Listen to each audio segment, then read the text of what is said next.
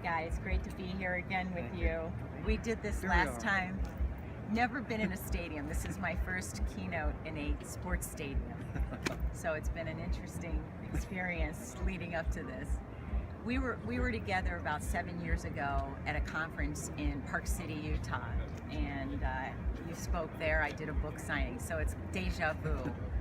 So I wanted to catch up with you today, hear what's going on with you this year, what's different since Since 7 last years ago? year. Yeah, no, like you've been doing some more board work. Yes. And I want to know what's that doing to inform your work and your perspective on innovation. Okay. So my day job is I'm chief evangelist of a company called Canva, which is an online graphics design service. Think of it as a fast, free, easy to use version of Photoshop.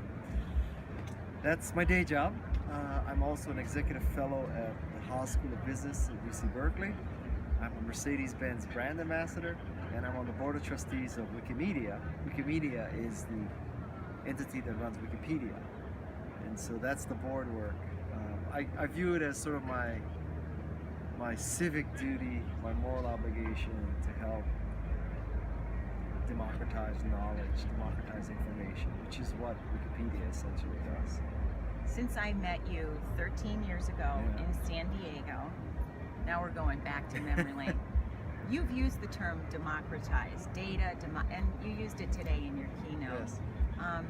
What really jazzes you about the concept of democratizing knowledge? What's inside of you about that? Free, wide, ubiquitous access. I also like meritocracies. That it shouldn't matter, who your parents were or how much money your family has. It should be based on merit. So I think meritocracy is the flip side of democracy in my mind. So that's why I do a lot of what I do. Tell me a story from your past that I think you'll be writing about in your next book that illustrates that and really brought that lesson home for you and shaped and informed you. Are you talking about the story we talked about last night? Okay. Possibly, or another, because you're working on a series of stories. Yes, I am. Well, the story is that I was living in San Francisco with my family on a very, very nice street. And one day I'm outside trimming the hedge, and this older white woman comes up to me and says, "You're doing such a good job. Do you also do lawns?" And I started laughing. I said, "Well, I'm Japanese American, so you think I'm the yard man, but I actually own this place." And so, it was kind of racial stereotyping, right? And so then I tell my father this story, and he's obviously, I'm third generation, he's second generation, so I thought he'd be all morally indignant, right? And he says to me, son, for where you live, statistically that woman was right. Most likely you were the yard man. So get over it. It wasn't personal. And that's basically just telling me to shut up and man up. So that was a formative story in my life.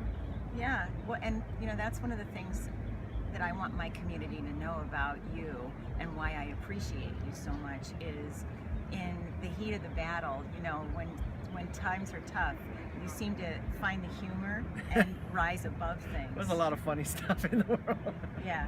And that's, I think that's a quality that really is inspiring. Well, thank you.